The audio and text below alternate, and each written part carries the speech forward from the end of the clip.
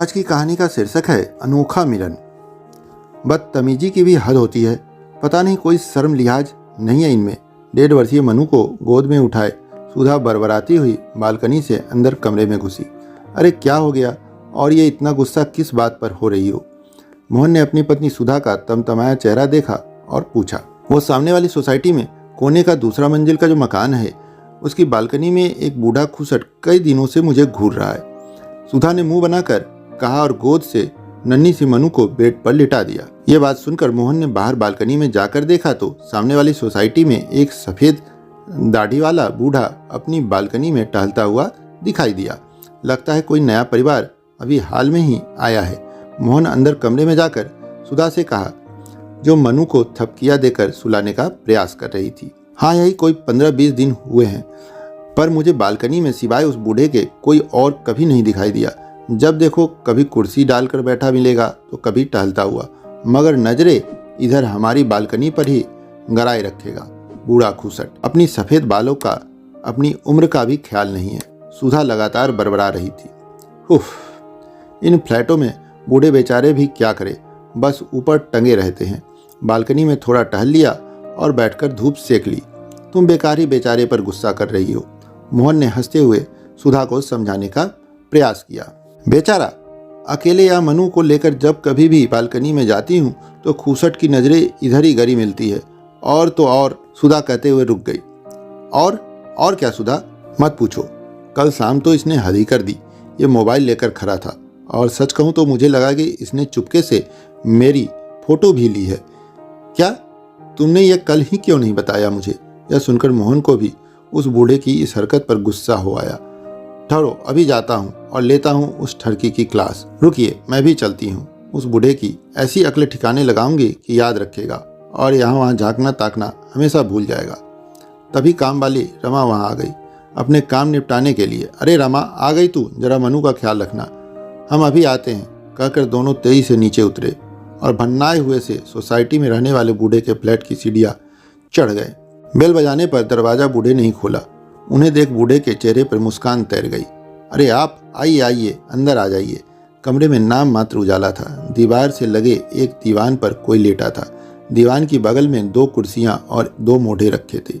इससे पहले मोहन या सुधा कुछ कह पाते, एक अस्फुट सा स्त्री स्वर कमरे में उभरा, जिसके शब्द मोहन और सुधा समझ नहीं पाए।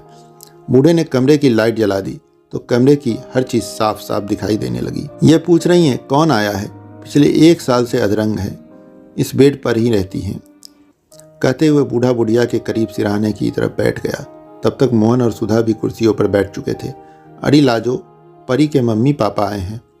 बुढ़िया ने लेटे लेटे गर्दन घुमाकर उन दोनों की तरफ देखा और अच्छा कहा, जिसे बूढ़ा ही समझ पाया। बुढ़िया ने फिर कुछ शब्दों की जगह मुंह से जैसे फूंक सी निकल रही थी। ये पूछ रही हैं परी को साथ नहीं लाए? सुधा और मोहन ने एक दूसरे की ओर देखा पर बोले नहीं। कल मैंने आपकी बेटी की फोटो मोबाइल पर इसे दिखाई तो बहुत खुश हुई। बोली, ये तो बिल्कुल अपनी परी जैसी है। बूढ़े ने भीगी हुई पलकों को साफ करते हुए कहा और फिर बूढ़े ने बगल वाली दीवार की ओर इशारा करते हुए कहा, ये हमारी परी दीवार पर एक जोड़ा 2-2.5 साल की बच्चों को उठाए मुस्कुरा रहा था। ये आपके बहू बेटा और पोती? सुधा के मुंह से बमुश्किल ये शब्द निकले। हाँ, बिल्कुल ठीक पहचाना बिटिया तुमने, बूढ़े ने चाक कर कहा। है ना हमारी परी आपकी बिटिया की तरह? बूढ़े का चेहरा खिला हुआ था। मगर क्या ये अब आपके साथ नहीं रहते? मोहन ने चुप्पी तोड़ते हुए पूछा। इस पर बूढ़े का खिला हुआ चेहरा एकदम से मुरझा गया। उसकी आंखें भीग गई। बेटा, अब ये तीनों वहां चले गए जहां से कोई लौट कर नहीं आता। मतलब? सुधा और मोहन एक साथ बोले। बेटा, गांव से शहर आए थे सब कुछ बेचकर, बेटे बहू और पोती के साथ आखिरी दिन बिताने के लिए, मगर ईश्वर को न जाने क्या मंजूर है। पहले तुम्हारी आंटी को अधरंग और फिर एक एक्सीडेंट में बेटा, बहू और हमारी परी। हमने सब कुछ खो दिया। जिंदगी बोझ लगती है मगर जीना तो पड़ता ही है ना। मेरी पत्नी है, मेरी जीवन संगिनी, इसे अकेले कैसे छोड़ दूं?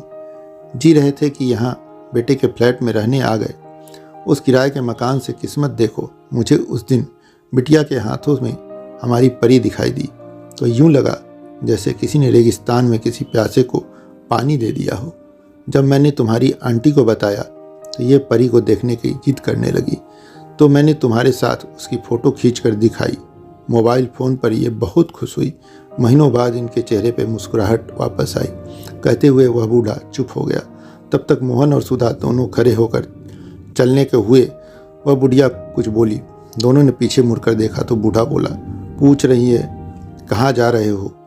चाय तो पी लो। माँ से कहिए उनसे उनकी पोती का मिलन करवाने के लिए उनके बेटा बहू वापस आ रहे हैं। दोनों ने साथ जोड़ते हुए कहा। मोहन और सुधा ने देखा उस बूढ़े की आंखें भीगी हुई थी और दोनों हाथ आशीर्वाद देते हुए उठे हुए थे। दोस्तों, ऑफिस से निकलकर शर्मा जी ने स्कूटर स्टार्ट किया ही था कि उन्हें याद आया पत्नी ने कहा था 1 किलो जामुन लेते आना। तभी उन्हें सड़क किनारे बड़े और ताज़ा जामुन बेचते हुए एक बीमार सी दिखने वाली बुढ़िया दिख गई। वैसे तो वह फल हमेशा राम आश्रय फ्रूट भंडार से ही लेते थे, पर आज उन्हें लगा कि क्यों न बुढ़िया से ही खरीद लूँ। उन्होंने बुढ़िया से पूछा, माई जामुन कैसे दिए? बुढ़िया बोली, बाबूजी 40 रुपए किलो। शर्मा जी बोले, माई 30 रुपए दूंगा। बुढ़िया ने कहा, 35 रुपए दे देना, 2 पैसे मैं भी कमा लूँगी। शर्मा जी बोले, 30 रुपए लेने हैं तो बोलो। बुझे चेहरे से बुढ़िया ने 9 में गर्दन हिला दी। शर्मा जी बिना कुछ कहे चल पड़े राम आश्रय फ्रूट भंडार। वहाँ पर जाकर जामुन का भाव पूछा तो वह बोला 50 रुपए किलो है। बाबूजी कितने दूं? शर्मा जी बोले, 5 साल से फल तुमसे ही ले रहा हूँ, ठीक भाव लगाओ। तो उसने सामने लगे बोर्ड की ओर इशारा कर दिया। बोर्ड पर लिखा था, मोल भाव करके अपना समय बर्बाद न करें। शर्मा जी को उसका यह व्यवहार बहुत बुरा लगा। उन्होंने कुछ सोचकर स्कूटर को वापस ऑफिस की ओर मोड़ लिया। सोचते सोचते वो बुढ़िया के पास पहुंच गए। बुढ़िया ने उन्हें पहचान लिया और बोली, बाबूजी जामुन दे दूं, पर भाव 35 रुपए से कम नहीं लगाऊंगी। शर्मा जी ने मुस्कुरा कर कहा, माई 1 नहीं 2 किलो दो, भाव की चिंता मत करो। अब बुढ़िया का चेहरा खुशी से दमकने लगा। जामुन देते हुए बोली, बाबूजी मेरे पास थैली नहीं है। फिर बोली, एक टाइम था जब मेरा आदमी जिंदा था तो मेरी भी छोटी सी दुकान थी। सब्जी फल सब कितना बिकता था। आदमी की बीमारी में दुकान चली गई। आदमी भी नहीं रहा, अब खाने के भी लाले पड़े हैं। किसी तरह पेट पाल रही हूँ, कोई औलाद भी नहीं है, किसकी ओर मदद के लिए देखूं। इतना कहते कहते बुढ़िया रुआंसी हो गई और उसकी आंखों में आंसू आ गए। शर्मा जी ने 100 रुपए के नोट बुढ़िया को दिया तो वो बोली, बाबूजी मेरे पास छुट्टे नहीं हैं। शर्मा जी बोले, माई चिंता मत करो, रख लो, अब मैं तुमसे ही फल खरीदूंगा। कल मैं तुम्हें 1000 रुपये दूंगा, धीरे धीरे चुका देना और परसों से बेचने के लिए मंडी से दूसरे फल भी ले आना। बुढ़िया कुछ कह पाती उसके पहले ही शर्मा जी घर की ओर रवाना हो गए। घर पहुंचकर उन्होंने पत्नी से कहा, न जाने क्यों हम हमेशा मुश्किल से पेट पालने वाले थरी लगाकर सामान बेचने वालों से मोल भाव करते हैं, किंतु बड़ी दुकानों पर मुंह मांगे पैसे दे जाते हैं। शायद हमारी मानसिकता ही बिगड़ गई है। गुणवत्ता के स्थान पर हम चकाचौंध पर अधिक ध्यान देते हैं। अगले दिन शर्मा जी ने बुढ़िया को 500 रुपये देते हुए कहा, माई लौटाने की चिंता मत करना, जो फल खरीदूंगा उनकी कीमत से ही चुक जाएंगे। जब शर्मा जी ने ऑफिस में यह किस्सा बताया तो सबने बुढ़िया से ही फल खरीदना प्रारंभ कर दिया। 3 महीने बाद ऑफिस के लोगों ने स्टाफ क्लब की ओर से बुढ़िया को एक हाथ ठेला भेंट कर दिया। बुढ़िया बहुत खुश है। उचित खान पान के कारण उसका स्वास्थ्य भी पहले से बहुत अच्छा है। हर दिन शर्मा जी और ऑफिस के दूसरे लोगों को दुआ देते नहीं थकती। शर्मा जी के मन में भी अपनी बदली सोच और एक असहाय निर्मल महिला की सहायता करने की संतुष्टि का भाव रहता है। जीवन में किसी बेसहारा की मदद करके देखो, आपकी पूरी जिंदगी में किए गए सभी कार्यों से ज़्यादा संतोष मिलेगा।